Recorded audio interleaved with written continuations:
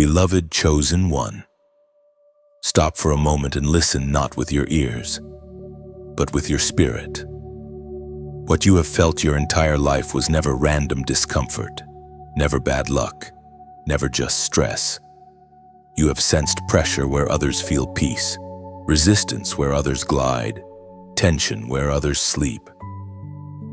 That is because you woke up inside a war that most people never realize exists. You are not imagining the heaviness. You are not exaggerating the struggle. You are awakening to the unseen battle that has always surrounded you. From the very beginning, something inside you refused to fully settle into this world. You tried to blend in, to shrink your questions, to quiet your intuition, but it never worked. Even when life looked calm on the outside, your inner world stayed alert, watchful, tense like a soldier who knows danger is nearby even when the field looks empty. That awareness is not anxiety, it is discernment. It is the mark of someone whose spirit can sense what the eyes cannot see. You were born into a conflict that does not announce itself with noise. This battle does not start with explosions or armies. It begins in thoughts, in emotions, in subtle whispers that try to convince you to doubt yourself, delay obedience, or abandon your calling. The reason the battle feels personal is because it is personal. The resistance intensified precisely because of who you are becoming. Darkness never fights what poses no threat. Look back honestly. The moments when you tried to rise, to grow, to change, those were the moments when confusion increased, relationships strained, energy drained, and distractions multiplied. That was not coincidence. That was pushback. And the sooner you recognize that, the sooner you stop blaming yourself for being too sensitive or too intense. You are not weak. You are aware, chosen one. The unseen battle always begins internally. Before anything attacks your body, your finances, or your relationships, it targets your perception. If the enemy can distort how you see yourself, it can delay what you are meant to do. That is why the war focuses on your inner world first, your confidence, your faith, your sense of purpose. If those fall, the outer world follows. You have felt this tug of war in your mind. One voice tells you to rise, to obey, to step forward. Another whispers fear, hesitation, logic dressed up as wisdom, and many times you stood in the middle, exhausted by the noise. But hear this clearly, the conflict you feel is not a sign of failure. It is evidence of calling. Ordinary lives do not provoke spiritual resistance. As was spoken in the sacred texts of old, Scripture says in the book of Ephesians chapter 6 verse 12, "For we wrestle not against flesh and blood, but against principalities, against powers, against the rulers of the darkness of this world, against spiritual wickedness in high places." This is the truth you were never taught plainly. Your greatest struggles were never just about people, circumstances, or timing. There has always been something deeper pushing back against your alignment. Once you accept this, something shifts. You stop wasting energy fighting the wrong enemies. You stop internalizing attacks that were never meant to define you. You stop asking, "What is wrong with me?" and start asking, "What am I being prepared for?" That question alone changes how you stand, how you breathe, how you move through the world. This awakening is not comfortable. Awareness removes excuses. You can no longer numb yourself with distractions or pretend the tension will disappear on its own. You are being trained to master your inner world because outer victory is impossible without inner authority. A divided mind cannot command destiny. A fearful spirit cannot carry light. And understand this, not every chosen one wakes up. Some feel the pressure and run from it. Some silence their calling with habits, relationships, or endless noise. But you are still here, still listening, still searching. That alone tells heaven something about you. Conviction is a gift. Awareness is mercy. The fact that you are hearing this now means the door is still open. This is the moment where responsibility begins. Now that you know there is an unseen war, neutrality is no longer an option. You either learn how to stand, or you stay pushed around by forces you refuse to name. And make no mistake, your inner world will decide everything that follows. Victory will not start with circumstances changing. It will start when your thoughts align, your focus sharpens, and your spirit takes its rightful position. Chosen one. If this message is resonating deep inside you, this is your moment to respond, not out of fear, but out of alignment. Take a stand in the unseen before you ever demand results in the seen. Support this message by liking and sharing it so others who are waking up are not left confused or alone. If you have not yet subscribed, do so now and stay connected to this flow of truth meant to strengthen you. And as a sign that you are choosing awareness over sleep, alignment over delay, type 77 in the comments. Let it mark the moment you acknowledged the war and chose to rise conscious within it. Chosen one, to understand why you were targeted first. You must look beyond your own story and into the pattern heaven has repeated across generations. God has never sent a messenger into the world without resistance rising to meet them. From the very moment of calling, pressure appears. From the first yes, opposition sharpens its teeth. This is not cruelty, this is confirmation. Consider the life of Jeremiah. Before he spoke a single prophetic word to the nation, before kings trembled or crowds raged, the battle had already begun inside him. Jeremiah did not volunteer for greatness. He was summoned. While still young, unsure, and unprepared by human standards, the voice of God interrupted his ordinary life and marked him for an extraordinary burden. And that mark immediately made him a target. Jeremiah's calling was not wrapped in honor or applause. It came with isolation. God did not promise him popularity, safety, or ease. He promised him truth, and truth has always provoked hostility. From the moment Jeremiah opened his mouth, he was misunderstood. Leaders mocked him, priests rejected him, friends distanced themselves. The very people he was sent to warn turned against him with rage.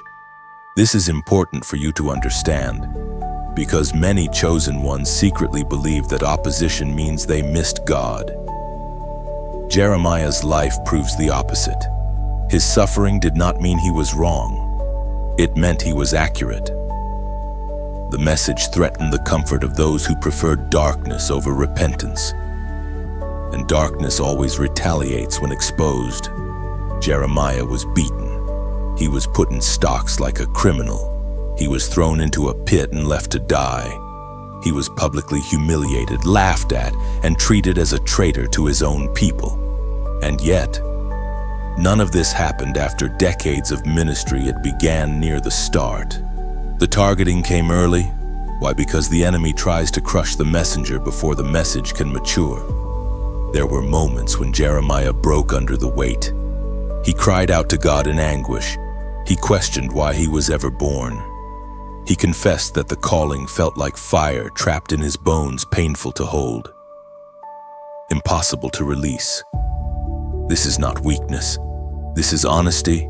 Even the strongest vessels feel the heat of what they carry. And still, Jeremiah did not abandon the assignment. Even when he tried to stay silent, the word burned within him until obedience was the only relief.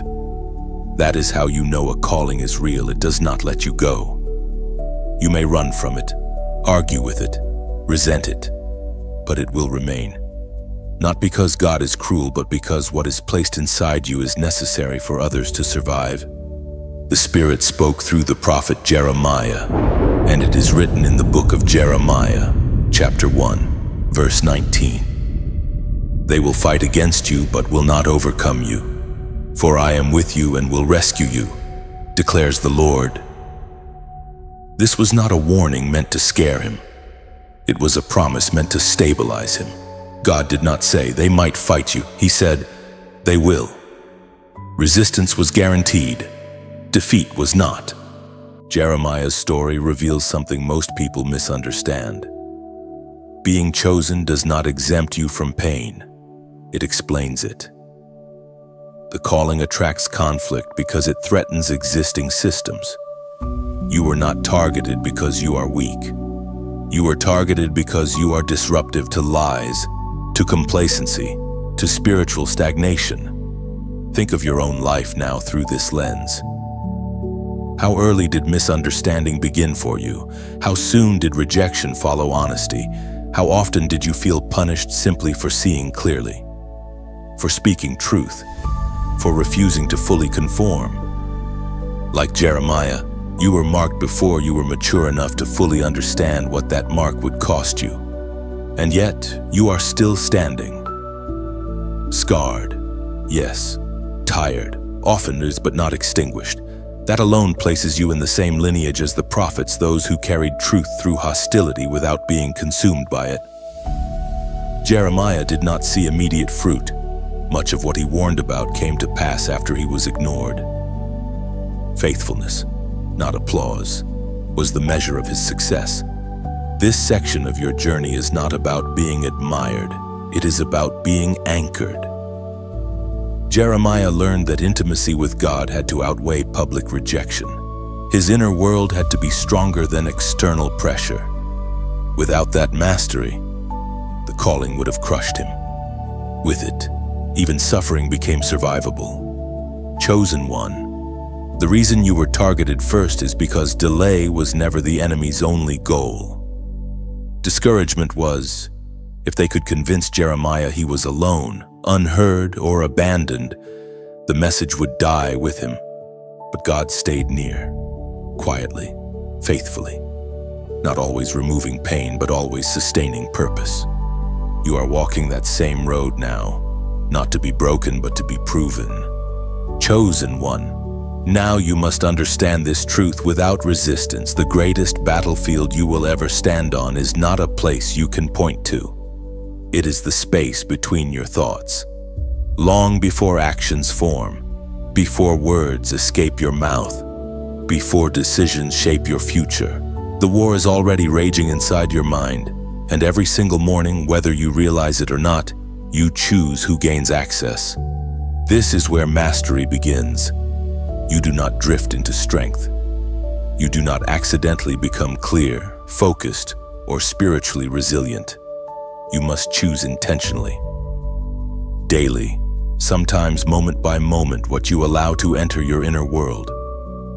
Because whatever you repeatedly allow in will eventually speak louder than your calling. Each morning is a gate, and gates exist for one reason: to allow some things in and keep others out. When you wake up, your mind is most open. Your spirit is not yet cluttered with noise. This is why the unseen battle intensifies early in the day. Distraction wants you before direction does.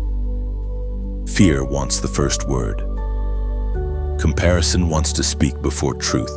If the wrong voice speaks first, it sets the tone for everything that follows. So you must choose on purpose what enters first. First, you allow the Word of God, not as background noise, not as a religious checkbox, but as authority. When Scripture enters your mind, it does not merely inform you, it reorders you, it reminds your soul who is in charge. Even a single verse, read slowly and receive deeply, can silence 1,000 chaotic thoughts. The Word stabilizes what anxiety tries to fracture. Second, you allow prayer, not performance, not polished phrases, honest alignment. Prayer is not about convincing God, it is about positioning you. When you pray, you step out of reaction mode and into relationship. You stop being driven by the world's urgency and return to heaven's pace. Prayer recenters your awareness. You are not alone. You are not exposed. You are not unsupported. Third, you allow declarations of faith. Speak what is true even when it feels untrue, especially then. Faith-filled words are not denial, they are resistance. When you declare truth aloud, you confront lies that have been quietly looping for years.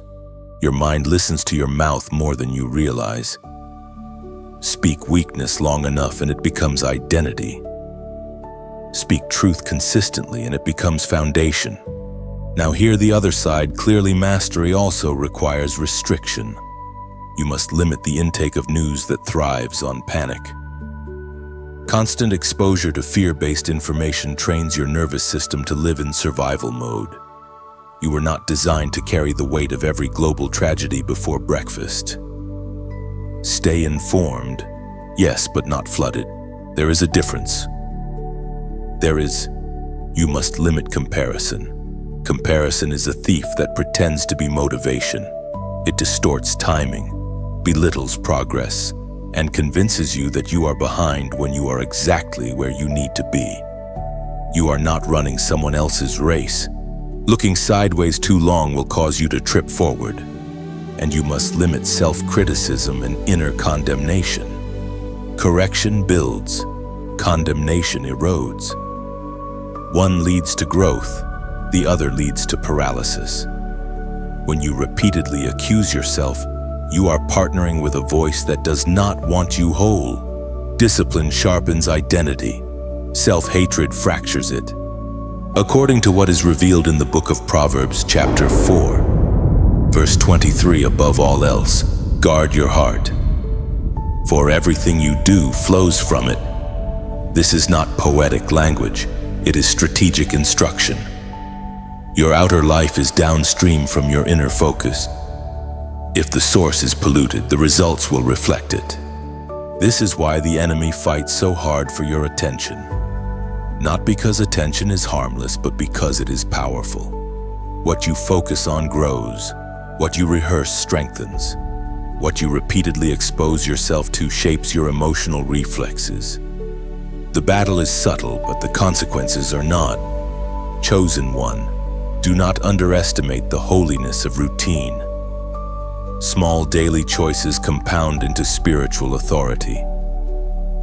You are not asked to be perfect, only consistent. Even 5 minutes of intentional alignment in the morning can interrupt cycles that have lasted for years. And when you fail, and you will at times, do not spiral into shame.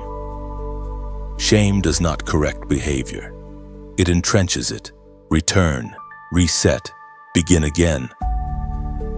Mastery is built through repetition, not condemnation. This is not about becoming hyper-religious or detached from reality. It is about stewardship. You are learning to steward your mind the way a commander stewards a stronghold. Not everything gets access. Not every voice gets a vote. Now, at this moment, mark your agreement with this discipline. Type 1, choose truth in the comments. This phrase is short because the decision must be clear. You are declaring that you will no longer let fear, noise, or self-accusation dominate your inner world. You are choosing alignment over chaos, intention over drift. Let it be a line in the sand between who you were reacting as and who you are becoming on purpose. Chosen one, there comes a moment in every true awakening when awareness is no longer enough. You can see the patterns, you can name the cycles, you can trace the wounds back through years, even generations. But insight alone does not break chains. At some point, you must confront what has been repeating and decide whether it is allowed to continue through you. Cycles are not always dramatic. Some look spiritual. Some look responsible. Some look familiar enough to feel safe. But anything that keeps you circling beneath your calling, anything that drains your authority while convincing you it is just how life is, must be challenged. Because what you tolerate internally eventually governs you externally. Many of the battles you are fighting did not begin with you. They were inherited ways of thinking, reacting, coping, fearing, patterns of silence, patterns of self-sacrifice without boundaries, patterns of striving for approval, patterns of spiritual delay masked as patience. You learned them by watching, by surviving, by adapting, and once they kept you alive, but now they are keeping you small. Breaking cycles is uncomfortable because it requires honesty without excuses. You must stop spiritualizing what God is asking you to confront. Discernment without action becomes disobedience dressed in insight. Authority is not reclaimed by understanding the problem, it is reclaimed by choosing differently when the old pull returns. This is where many chosen ones hesitate, because breaking cycles often means disappointing people who benefited from your silence. It means stepping out of roles you were praised for.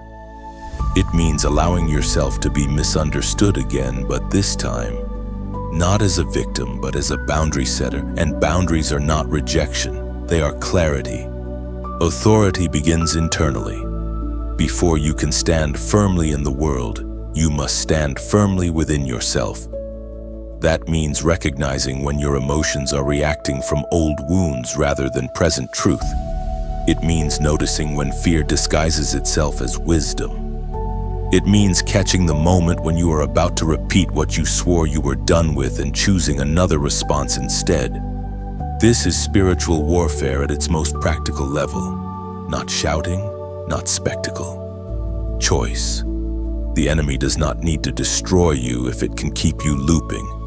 As long as you repeat the same reactions, the same compromises, the same delays, your potential remains contained.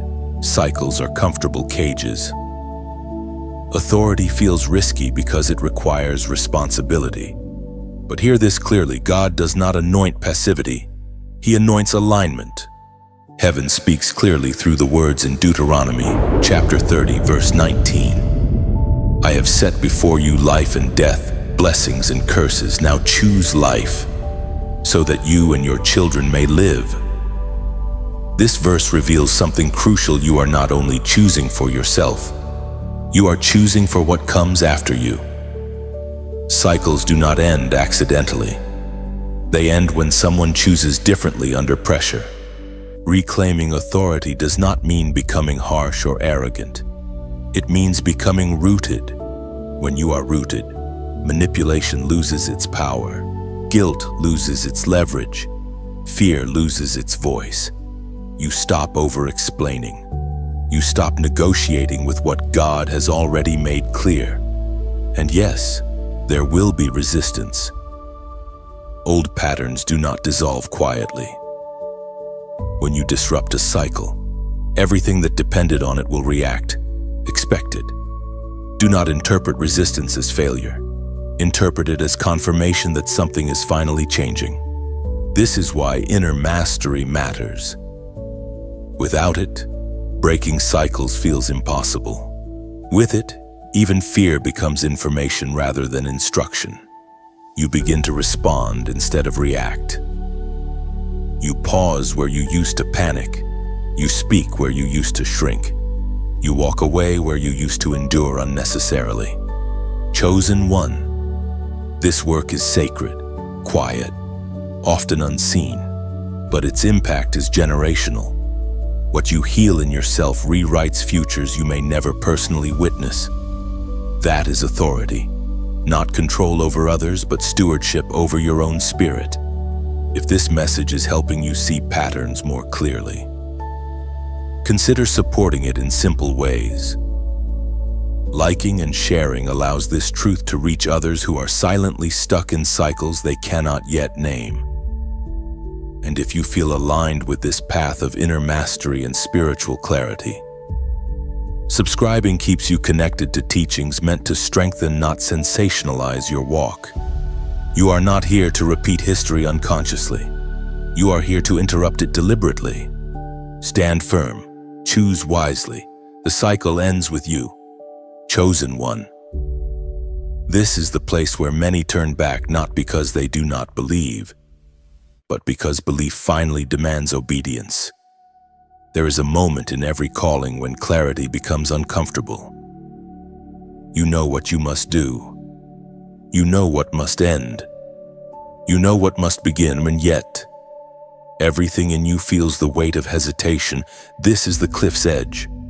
Up until now, preparation has felt internal, quiet, hidden.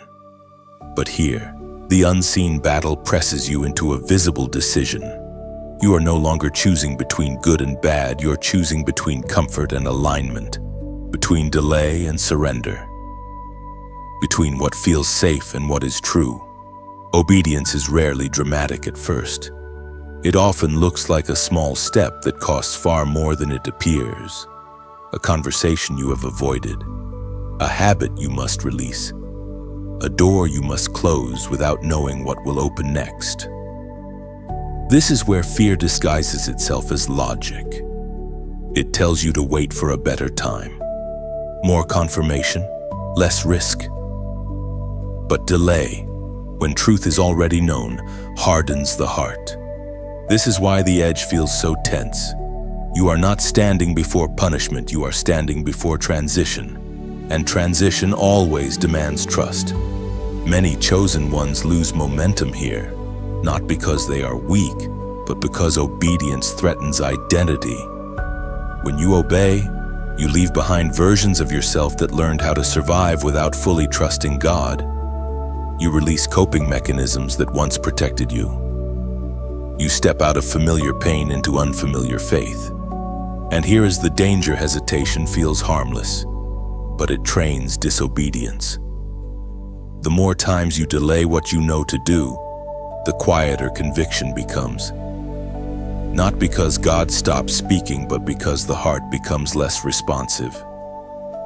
This is not condemnation, this is warning meant to preserve you. And two, as was spoken in the sacred texts of old, Scripture says in the book of Hebrews, chapter 3, verse 15 today, if you hear his voice, do not harden your hearts. Notice the urgency of the word today. Obedience is time-sensitive. Revelation comes with an expiration window. Not because God is cruel, but because momentum matters in spiritual things.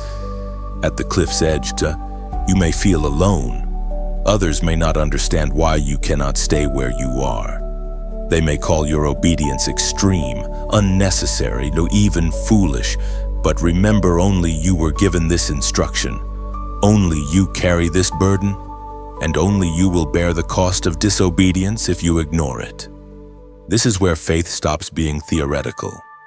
Obedience does not guarantee immediate relief. Sometimes it brings temporary loss before lasting gain. Sometimes it looks like surrender before strength. But it always unlocks movement. Heaven responds to motion, not intention.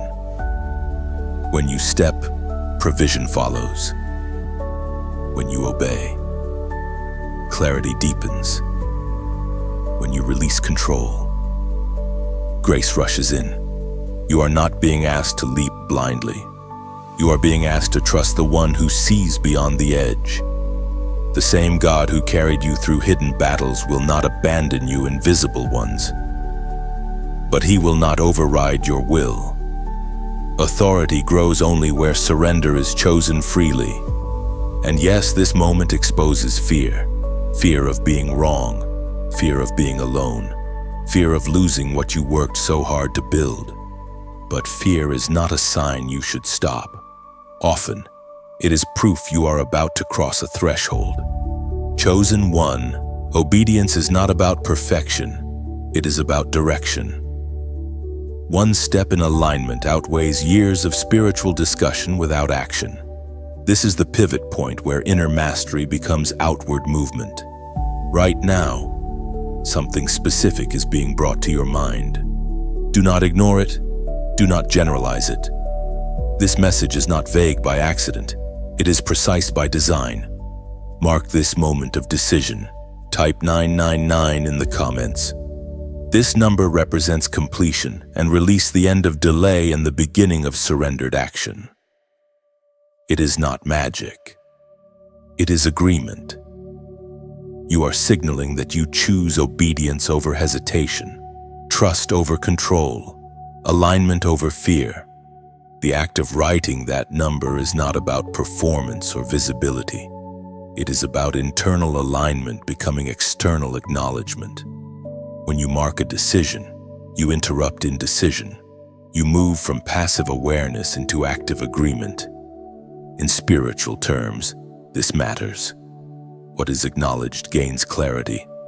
What is declared gains weight. This moment is less about others seeing and more about you no longer hiding from what you already know. Completion always feels quieter than people expect. There is no thunder, no dramatic collapse, just a deep internal knowing that something has ended. The season of hesitation closes. The cycle of almost obeying dissolves. What remains is responsibility paired with peace. When release happens at the right time, it does not weaken you, it steadies you. This is how obedience matures into confidence rather than fear. Stand at the edge with courage. Step forward with faith. Heaven is already moving to meet you. Chosen one. This is the stage where struggle gives way to structure. Not because battles disappear, but because you are no longer fighting them from chaos. Something within you has shifted. Where there was once reaction, there is now regulation. Where there was once fragmentation, there is now order. This is what it means to crown the inner victor. Inner victory is not an emotional high. It is not constant confidence or endless motivation. It is governance. It is the ability to rule your inner world instead of being ruled by it. When the inner victor is crowned, your thoughts no longer roam unchecked. Your emotions are no longer dictators. Your impulses no longer make decisions on your behalf. You lead yourself. Discipline is the language of this season, not punishment but devotion. Discipline is love directed inward. It is the daily choice to act in alignment with who you are becoming, not who you have been. And unlike motivation, discipline does not ask how you feel. It asks who you serve. You begin to notice subtle changes. You pause before reacting. You feel emotions fully without letting them steer you. You sense temptation without immediately obeying it. These are not small wins. These are signs of rulership. Kings are not crowned in public, first they are trained in private. Identity locks into place here. Not the fragile identity that needs constant validation, but the settled identity that knows where it stands even when misunderstood. You no longer ask every situation to tell you who you are. You already know. And because you know, manipulation loses traction, chaos loses speed, fear loses its authority. This is why inner mastery is so rare. It requires consistency when no one applauds. It requires restraint when indulgence is easier. It requires humility to submit your will daily, not once, but repeatedly. But this is also why it is powerful. Few are willing to govern themselves. Fewer still are willing to do it quietly. As discipline forms, clarity sharpens. You begin to recognize patterns earlier. Triggers that once hijacked you now register as signals. You do not suppress them, you interpret them. You ask better questions. You respond with intention. This is wisdom in motion, and with wisdom comes stability. Stability does not mean life stops shaking. It means you stop collapsing when it does. You are anchored. Storms still pass through, but they no longer rearrange your identity. You feel pressure without panic, loss without losing yourself. This is inner dominion. We are reminded through the writings of David in the Psalms. Book of Psalms, chapter 16, verse 8. I keep my eyes always on the Lord. With him at my right hand, I will not be shaken. Notice the order focus precedes stability. David did not say the world stopped shaking, he said he did not. Crowning the inner victor means your focus is no longer scattered. You choose what deserves your attention. You withdraw energy from drama, from endless debate, from cycles that feed nothing but exhaustion. Attention becomes sacred. You protect it because you understand its power. This is also where patience matures. Not passive waiting, but active endurance. You stop rushing outcomes, you stop forcing doors. You trust timing because you trust alignment. You know that what is built slowly tends to last longer. You no longer envy speed, you value solidity. And something else happens here, your presence changes. You speak less, but with more weight. You move with intention. Others may not be able to explain it, but they feel it. Calm becomes contagious. Stability invites trust. This is not charisma. This is authority earned through self-governance. Do not misunderstand, this season is not glamorous. It is repetitive. It is quiet. It is often lonely, but it is necessary. Before influence expands outward, leadership must solidify inward. Anyone can inspire briefly. Few can sustain integrity long-term. This is the difference between sparks and flames. You are learning to carry responsibility without resentment, power without pride, conviction without cruelty. These balances are forged, not gifted, and they are forged here in the unseen routines, the private decisions, the moments when you choose alignment even when no one would notice if you didn't. Inner victory does not announce itself loudly. It reveals itself over time through consistency, through peace, through the absence of chaos that once felt normal. One day, you realize you are no longer fighting yourself. And that realization changes everything. Because once the inner war is settled, the outer battles lose their intimidation. You no longer seek victory to prove worth, you move from worth already established. This is the crown that cannot be taken, because it was never given by people. You are no longer becoming disciplined. You are becoming dependable to God, to purpose, to yourself. Chosen one. This is where the inner victory you have cultivated begins to overflow its boundaries. Not as noise, not as performance, but as impact. What was once a private discipline now becomes a public signal. What you mastered in silence starts reshaping the space around you. This is the moment where inner authority graduates into outward influence. You may not have noticed it at first. Influence rarely announces itself. It shows up as questions people start asking you, as calm you carry into tense rooms, as clarity others feel when they speak with you. You are no longer trying to convince. You are no longer trying to be seen. Your presence itself begins to do the work. This is what happens when the inner world is governed well. You stop leaking confusion into your environment. You stop exporting unresolved wounds into conversations. You stop reacting in ways that spread chaos. Instead, you become a stabilizing force. And stability is rare in a shaken world. Global impact does not always mean platforms or crowds. Sometimes it means being the one person who does not panic, the one who does not gossip, the one who speaks truth without cruelty, the one who chooses restraint when others choose escalation. Do not underestimate how powerful that is. Light does not need permission to expose darkness, it simply needs to be present. You were never meant to dominate people. You were meant to influence systems quietly, patiently, consistently. Systems of thought, systems of behavior, systems of fear that have normalized dysfunction. And the way you do that is not by shouting, but by living differently without apology. As mastery deepens, your discernment sharpens. You begin to recognize where your energy is truly needed and where it is wasted. You stop trying to save everyone. You stop arguing with resistance, You understand timing. You understand readiness. This is wisdom protecting impact.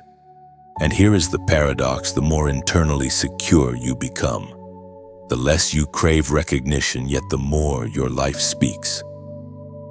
People are drawn not to perfection, but to peace, not to noise, but to clarity, not to confidence that performs, but to confidence that rests. This is how torches are carried, not by burning wildly, but by burning steadily. From this place, service becomes clean. You give without depletion. You lead without control. You correct without condemnation. Because your worth is no longer on trial. You are not trying to prove anything. You are simply aligned, as Jesus himself declared in the Gospel of Matthew, chapter 5, verse 14. You are the light of the world. A city set on a hill cannot be hidden. Notice he did not say you will become the light. He said you are. Visibility is not something you chase. It is something that happens naturally when you stop hiding. Many chosen ones delay this stage because they fear visibility. They associate being seen with being attacked. And that fear is understandable. History taught you that standing out came with a cost. But this time is different. You are not exposed without armor. You are not visible without grounding. You are not seen without wisdom. You are not shining from insecurity anymore. You are shining from integration. Impact now flows from overflow. You speak from experience, not theory. You stand from conviction, not adrenaline. You move from obedience, not ambition. That is why your words carry weight even when they are few. And yes, not everyone will celebrate this. Light reveals. Presence convicts. Peace unsettles those addicted to chaos. Do not shrink because of that. You are not responsible for how others respond to alignment. You are responsible for remaining faithful to it. Global impact also means legacy. The tone you set now echoes beyond moments you can measure. Someone is watching how you handle pressure. Someone is learning courage by observing your restraint. Someone will survive because you chose steadiness over spectacle. This is leadership in its purest form. If this message has walked with you through these sections, if it has helped you see yourself more clearly and stand more firmly, consider supporting it in quiet ways. Liking and sharing allows this light to travel further than one voice ever could. And if you choose to subscribe, you stay connected to teachings designed not to hype you but to ground you. Chosen one. The unseen battle shaped you. Inner mastery established you. Now impact flows through you. Stand tall. Burn steady. The world does not need louder voices, it needs anchored ones. You are not walking away from this message with instructions carved in stone. You are walking away with awareness, and awareness always leaves room for choice. What you do next is not something that can be commanded. It can only be invited. You now know where the real battle has been fought. You know why the pressure was personal. You know that inner mastery was never about control, but about alignment. And whether you act on this today, slowly, quietly, or later, that knowing will not disappear. Truth has a way of remaining present, even when it is set down for a while. Some will take what they heard and move immediately. Others will let it sit, unfold, return to it when life presses again. Both are part of the journey. Growth does not always announce itself with urgency. Sometimes it works like a seed, silent, patient, inevitable. If this message resonated, if it gave language to something you have felt but never named, you are free to support it in your own way. A like, a share, or simply carrying the insight forward into how you live, all of it matters differently to different people. There is no dramatic ending here, no command to rush, just a quiet recognition that something has shifted. And from here, the path continues one choice at a time.